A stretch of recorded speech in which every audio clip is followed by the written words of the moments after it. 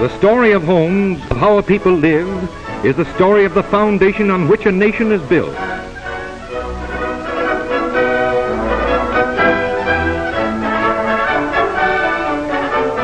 The United States is the most prosperous nation of modern times. It promises to every citizen equal rights to enjoy life, liberty, and the pursuit of happiness. And yet, 10 million American families, one-third of the human resources of American democracy, are today living in slums.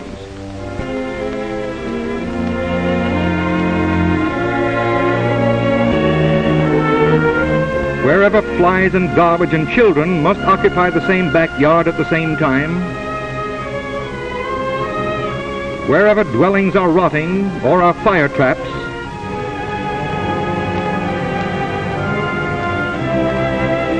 wherever privy vaults are open or water supplies are unsanitary, wherever too many people live squeezed in one room or too many families live jammed together, there are the slums. Yes, the slums are in the big city, but they are also in the small city, in the village, and even on the farm. Slums are everywhere, north, south, east, and west, in your town and in mine. A national health survey made by the United States Public Health Service found that home conditions were far less sanitary in towns of under 25,000 population than in the big cities.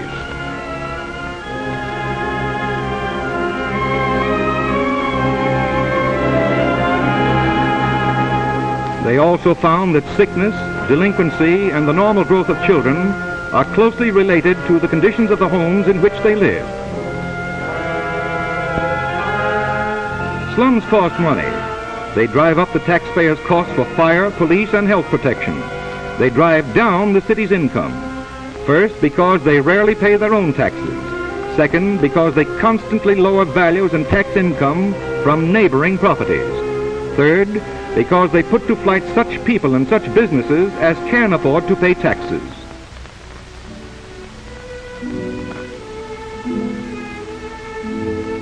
Jacksonville, Florida, for example, is an average American city.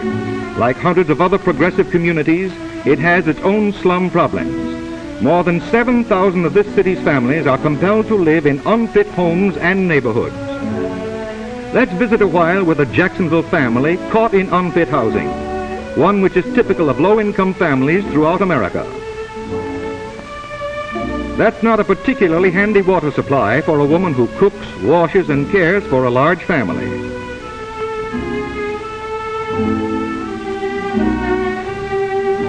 The children's food is unprotected from vermin or heat, and since there is no sink, the dishwater goes out the window. That is handy, but it isn't very sanitary. Nearby are other dumping grounds, excellent places to cradle an epidemic which might ravage the neighborhood or the entire city. This mother's day is a long one, and her workshop, the kitchen, is not designed to make her work either pleasant or easy. At times, she must call for help from younger hands. And then it's tough to leave a game, even where bare feet are always in danger and the air is not always sweet. The conditions which surround this mother's family, you understand, are not of her own making. They are the results of circumstances beyond her control. And though she may work her heart out, the menace of disease still sits at the table. And the specter of fire still lurks around the decaying chimney. Growing up means going to work, a good old American custom.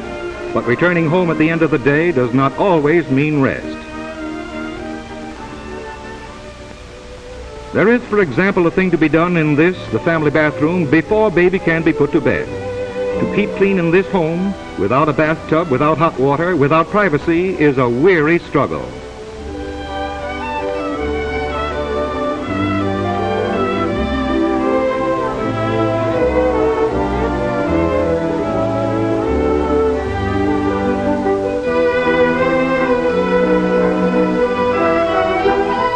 Here, an even more important sanitary factor speaks for itself.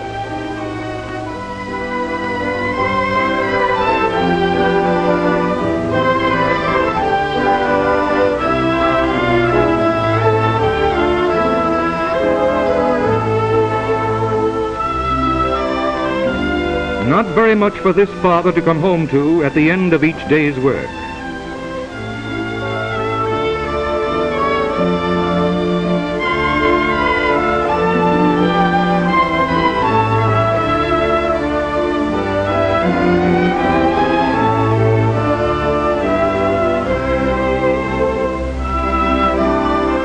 Sundown and evening meal.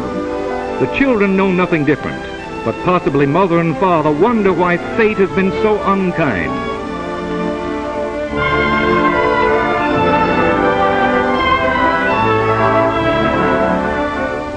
This is the normal and entirely unaltered daily life of a low-income family in Jacksonville.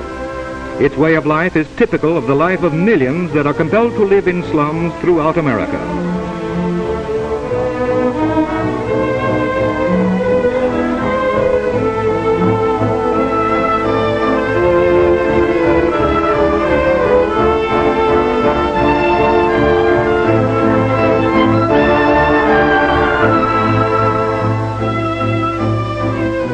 Seems a pretty hopeless situation, doesn't it?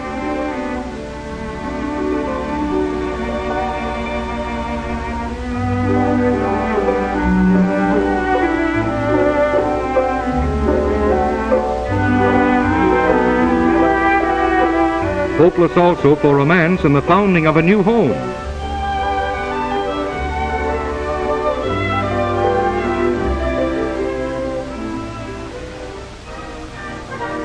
But the city of Jacksonville has found a way to deal with its slums, and what it is doing illustrates what hundreds of other American cities are already doing, what every community, large or small, can do. A new agency of local government, the Housing Authority of Jacksonville, meets with the mayor to receive the telegram from the United States Housing Authority granting a loan for their low-rent housing project.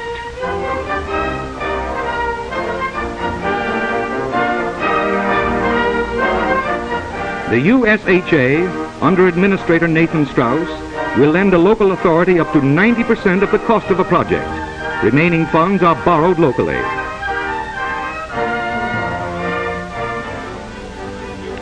To clear bad slums, you must tear them down. You cannot tear them down unless you provide other dwellings to rehouse the people who live in slums. That is why public housing is the only practical way to handle the problem. The United States Housing Act requires the elimination of one slum dwelling for every new low-rent home that is built. The buildings demolished may be on the site of the new housing project or off. They may be tenements or shacks. Decisions as to which dwellings are to be torn down and where the new project shall be located, like all other decisions, are made by the local authority. Public housing under the USHA is a decentralized activity. The local authority designs, builds, and manages its own projects from beginning to end.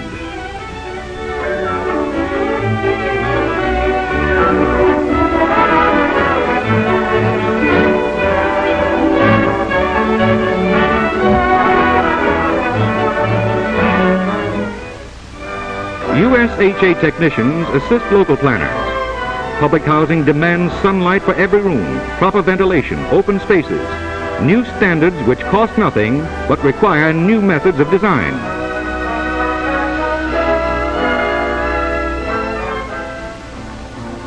Public housing demands large-scale and ingenious planning. Suitable sites for low-rent housing are hard to find in the hilly city of Pittsburgh.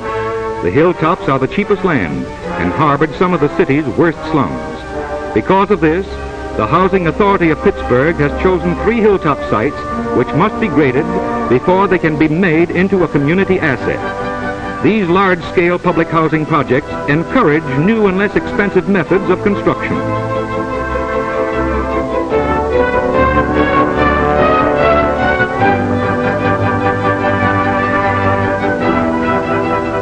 These monster machines were specially built for this spectacular reclamation of Pittsburgh's eyesores.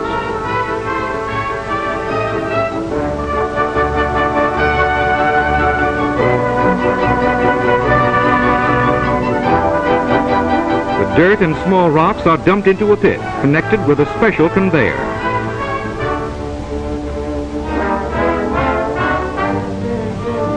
Larger pieces of rock, sometimes weighing several tons, go tumbling over the cliff and past the conveyor that carries the lighter material out into the center of the valley.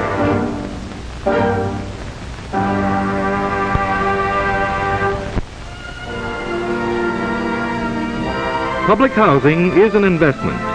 It creates new wealth. Of course, it clears slums and provides decent homes for low-income families. But it also puts men and money and materials to work, as on this project. It demands the services of contractors and architects. It steps up the production and shipment of building materials, fixtures, equipment. It furnishes sound investment opportunities for capital. It increases and protects the value of surrounding real estate. The money it releases stimulates all types of business.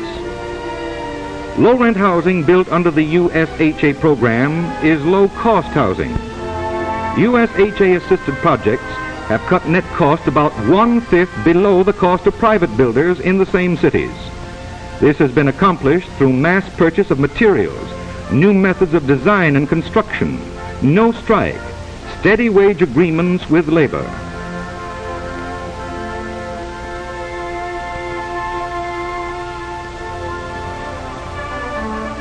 To labor, public housing means jobs.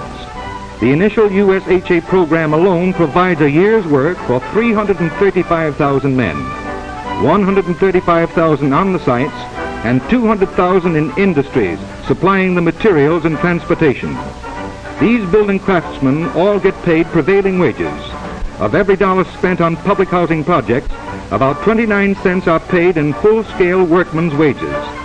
Labor's cooperation with public housing has set standards of freedom from strife that are showing the way to the entire construction industry.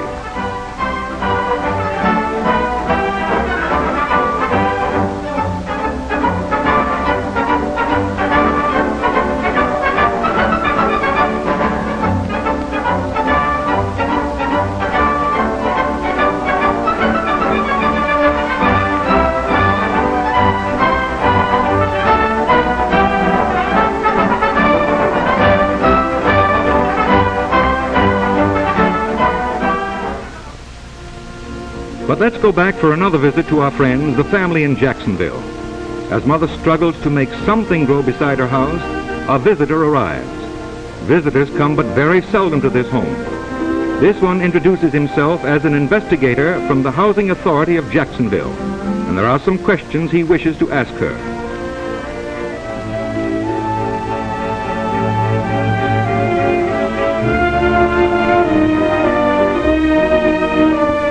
Here are some of the notations the investigator actually made of this interview.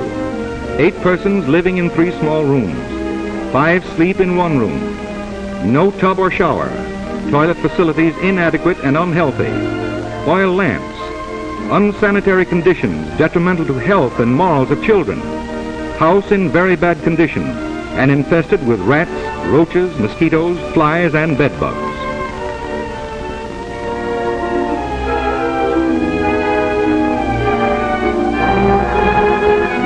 In due time, the postman brings a letter from the Housing Authority of Jacksonville. It informs her that after reviewing her application for a home in Brentwood Park, the authority will accept the family as a tenant.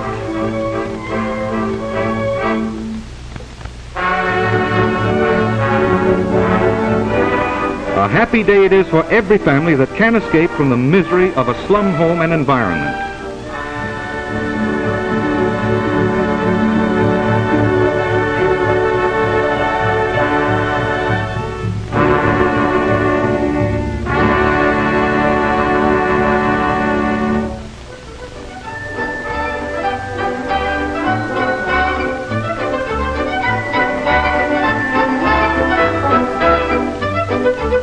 Tenants of public housing must be selected from families living in substandard houses and who cannot afford to pay private enterprise for decent homes.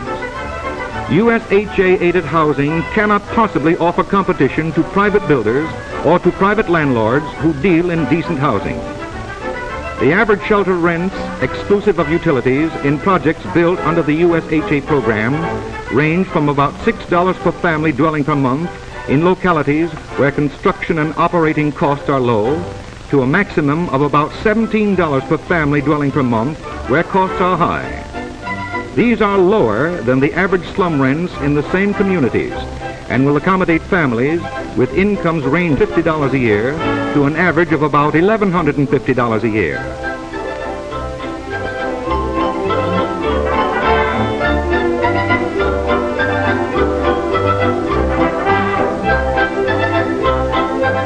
Remember this? The mother does.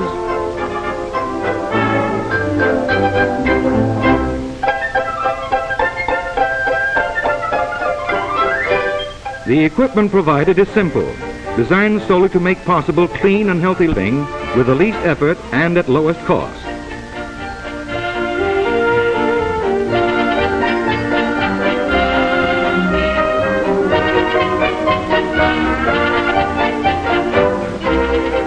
A home such as this does more for a young lady than just inspire her to fix up her hair a bit.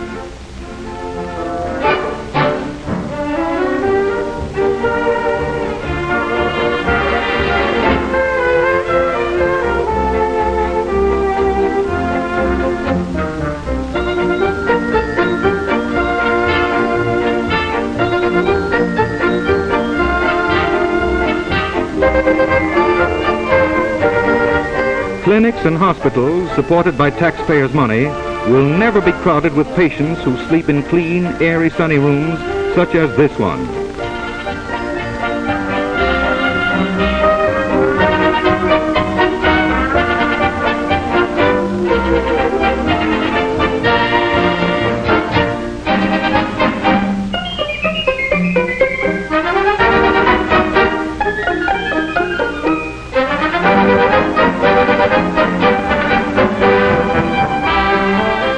It costs the federal government only about $25 a year per person to help house such families as this one we have visited in decent places instead of slums.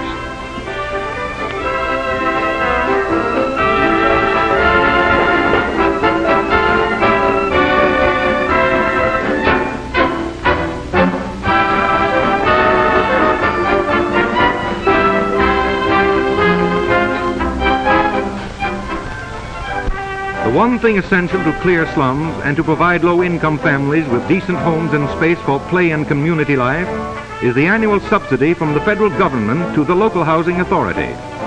The city also does its share, making annual subsidies of not less than 1/5 of those from the federal government, generally through exempting the project from local real estate taxation.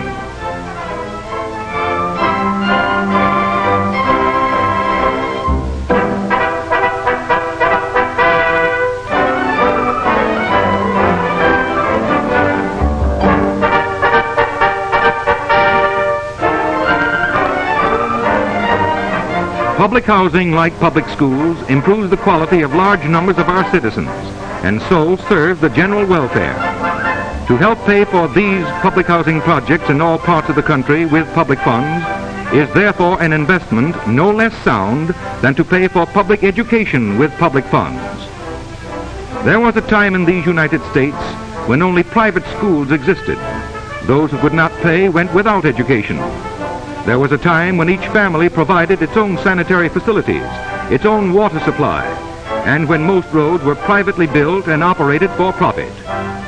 As the nation grew in size, in complexity, and in understanding, the public accepted responsibility for education, for sanitation, for roads, and many other public necessities, and the general welfare improved immeasurably.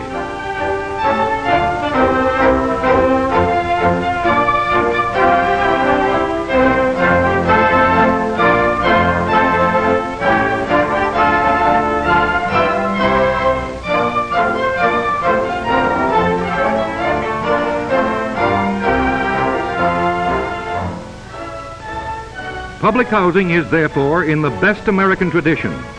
Every dedication in the United States of a public low-rent housing project is a rededication of our democracy to the principle that all men are created equal.